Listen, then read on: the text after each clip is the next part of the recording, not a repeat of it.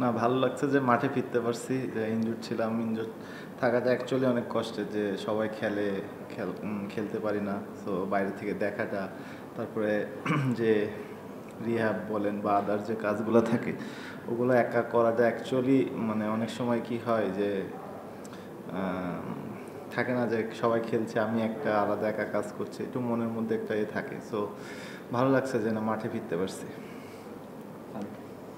সৌম্য, আপনি আর তানজিদ তামিম যখন ব্যাট করছিলেন, it was looking like so good to bat on, উইকেটটা খুব ভালো, বাট আপনি আউট হয়ে যাওয়ার পর ড্রেসিং রুম থেকে যখন দেখছিলেন জায়গা করে উইকেট করছে, অ্যাকচুয়ালি আপনারা দুইজন বা এরপর nobody could score in double digit, তো ওইটার মধ্যে কি মনে হচ্ছিল যে আসলে কেন এরকম হচ্ছে, বা আসলে মানে যখন কথা হচ্ছিল যে তার সঙ্গে কেউ আউট হয়ে আসে, মানে ব্যাখ্যাটা কি এই বিবাদটা? না দেখেন, প্রথম দিকে আমি আর তামিম যখন ব্যাটিং করছিলাম, নতুন বলে একটু ভালো ছিল, বলটা ব্যাটে আসতেছিল। সাডেন বলটা একটু পুরান হওয়ার পরে একটু ডাবল পেস, একটু আপস অ্যান্ড ডাউন করছিল। সো প্রথম দিকে হয়তো বা একটু সবাই যা মিস্টেক করছে বুঝতে, যে আমরা বলছি ফার্স্টে আমাদের দেখে যেমন মনে হয়েছিল উইকেটটা ছিল 170-80। সাজেন যখন উইকেটটা একটু বলটা একটু পুরান হয়েছে, তখন বলটা একটু আপস অ্যান্ড ডাউন মানে স্লো হচ্ছিল।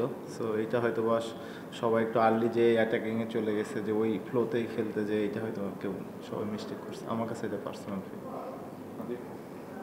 তানজিদের সাথে যখন পার্টনারশিপে ছিল প্রথম দিকে আর কি, তানজিদ অনেক মেরে খেলছিলেন, আপনি সব ভাই মারেন, বাট তখন একটু দৌড়ে পড়ে জাস্ট কেটে একটা সময় চেষ্টা করছেন।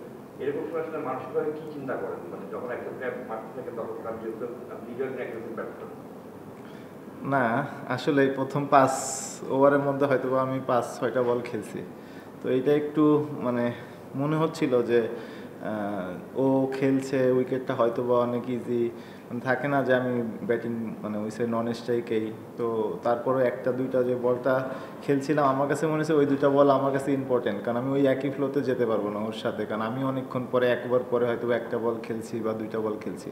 সো একটু আমিও জোরাজুরি না করে একটু আমি নিজেই সময় নিয়েছিলাম, যেহেতু আমি স্ট্রাইক কম পাচ্ছিলাম।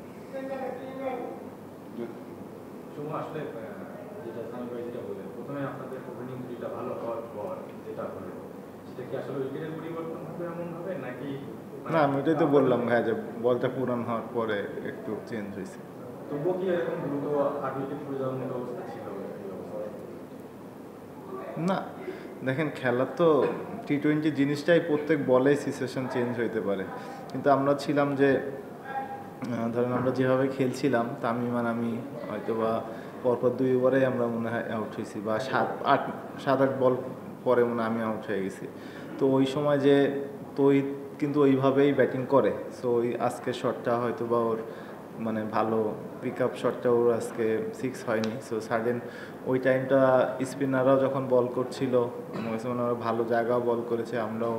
আমরাও হয়তো বা জিনিসটা সোজা ব্যাটে খেললে আরও ভালো হতো, বা আর একটু ইনিংসটা ওইখান থেকে একজন যদি একটু 10 রানের পার্টনার বা 15 পার্টনারশিপ করতো, 10 বা 15 রানে, তাহলে হয়তো বা শেষের দিকে যে আরও ভালো কিছু করতে পারতো সবাই।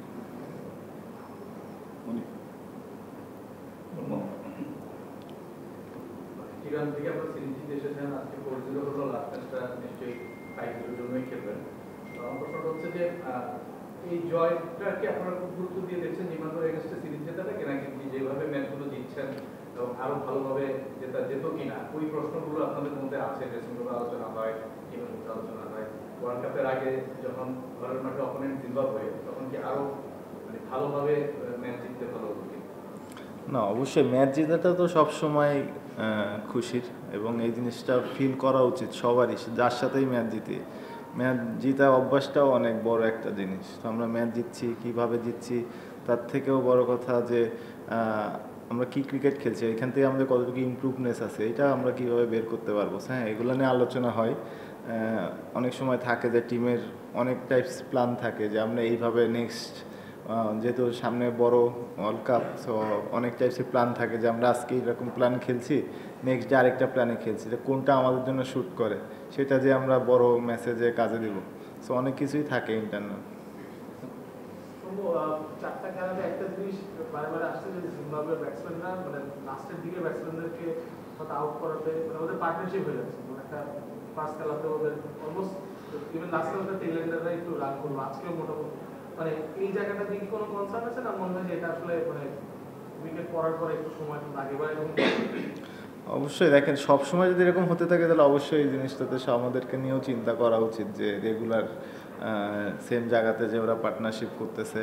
সো আমাদেরও এটা সবাই মিলে প্ল্যান করছে, বলাররা অবশ্যই যারা বল করছে এবং টিমের সবাই প্ল্যান করছে যে এখান থেকে কীভাবে ওভারকাম করা যায় এবং আরও ভালো করা যায়। এই জায়গাটা কি মনে হয় যে কোন জিনিসটা মিসিং থাকে এই লাস্টে এসে 90 রানে 8 উইকেট পর্যন্ত তারপর একটা পার্টনারশিপ, মানে ওই জায়গাটা আপনার কি মনে হয় যে কি করলে আর কি? বলারদেরকে আরও ভালো লেন্থে লাইনে বল করতে হবে এবং যে প্ল্যানে থাকে বা উইকেট বুঝে বল করতে হবে যে ওই সিচুয়েশনে কী করা উচিত। বলারদেরকে যে আপনি হতে পারে যে বলাররা যে বলটা মারতেছে ব্যাটসম্যানরা তা মারে না, সো ওই তো বলার জন্য প্ল্যান চেঞ্জ করতে হবে। সমগ্র 2021 সালে টি-20 বিশ্বকাপে যাওয়ার আগে আমরা কবে নিউজিল্যান্ড এবং অস্ট্রেলিয়াকে হারিয়েছিলাম এবং আমাদের যে কনফিডেন্স বলা হচ্ছিল এই কনফিডেন্স যদি আমাদের ওয়ার্ল্ড কাপে আনতে পারে। আলটিমেটলি ওয়ার্ল্ড কাপে বাংলাদেশ খুব বাজে ক্রিকেট খেলেছিল ওমান এবং ওমাস এবং ইউএইতে।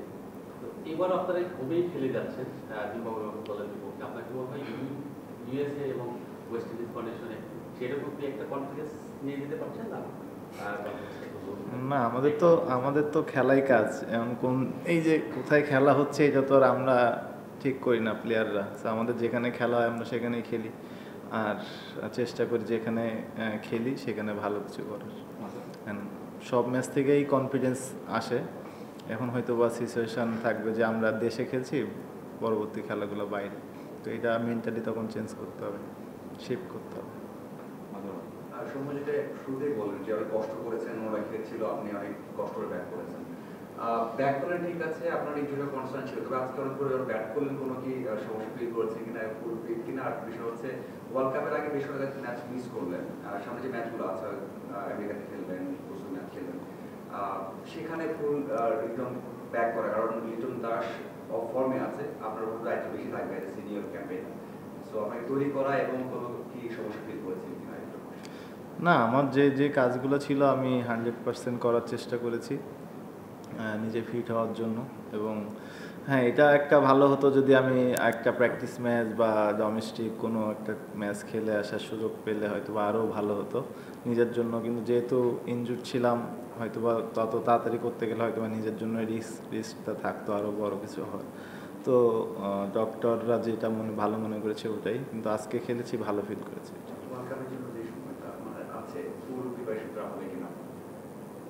আজকেই তো খেলা শুরু করে দিয়েছি, প্রিপারেশন তো হয়ে গেল। না, নেক্সট ম্যাচগুলো খেলার সুযোগ পেলে খেলবো। আজকে আপনার নিজের প্ল্যানটা কি ছিল? ইনিশিয়ালি স্ট্রাইক কম পেয়েছেন, কিছু বল ড্রাইভ খেলেছেন, গ্যাপ পিক করতে পারেননি, পুল করলেন, একটু সোজা উপরের দিকে উঠে লেগে গেছিল। ওই ফ্লিকের পরে ফ্লিক তো না, চারটি মাইলে 6-এর পর কনফিডেন্সটা দেবেন।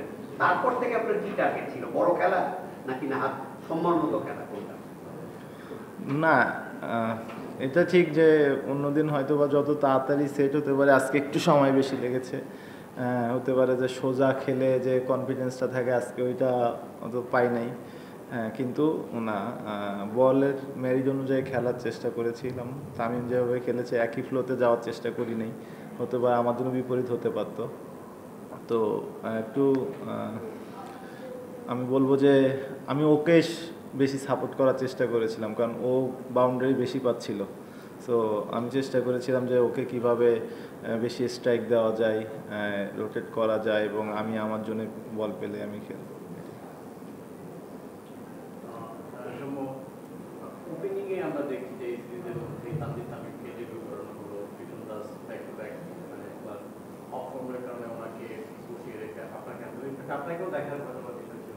আপনার কি মনে হয় যে আমাদের বিশ্বকাপ এক মাসও বাকি নেই, বাংলাদেশ 7 ম্যাচ খেলবে, 8টা থেকে তো সেটার একটা ওপেনিং স্পট আমরা ওপেনিং প্লেয়ার এখন আমরা পাইনি বা পাচ্ছি না, তো এখানে কোনো কনসার্ন মনে হয়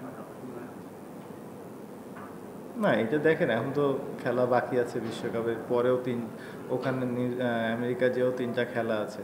তো সেটেল এটা টিম ম্যানেজমেন্ট দেখছে কিভাবে মানে করা যায়। তামিম ভালো করছে, ওর সাথে আজকে আমি খেললাম, আর আগেরগুলো লিটন খেলেছে।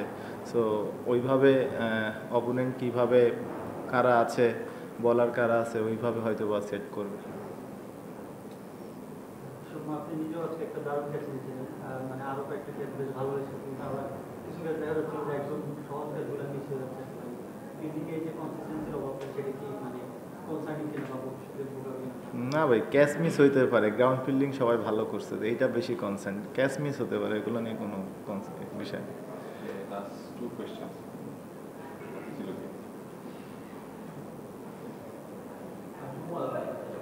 ফার্স্ট তিন ম্যাচে ওপেনিং নিয়ে একটা কনসার্ন ছিল, আজকে ওপেনিং পার্টনারশিপটা ভালো হলো, মিডল অর্ডার ইকুয়াল না, ওয়ার্ল্ড কাপ চলে আসছে, তো এই টাইমে একটা প্রবলেম সলভ করলে আরেকটা আসছে, সেটা আসলে কতখানি কনসার্ন? কোনটা সলভ হলো আর কোনটা আসলো? ওপেনিংটা আজকে ঠিক হলে আজকে মিডল অর্ডার পারফর্ম করতে পারলাম, তো এইটা আসলে কতখানি কনসার্ন? ভাই এক প্রত্যেক ম্যাচে তো সবাই ভালো করবে না, আজকে হয়তো ওরা লাস্ট ম্যাচগুলোতে ওরাই তো ভালো করছে। সো একদিন ওদের হতেই পারে। সো এটা নিয়ে কোনো না, ওরা নেক্সট ম্যাচে আবার কাভার আপ করবে।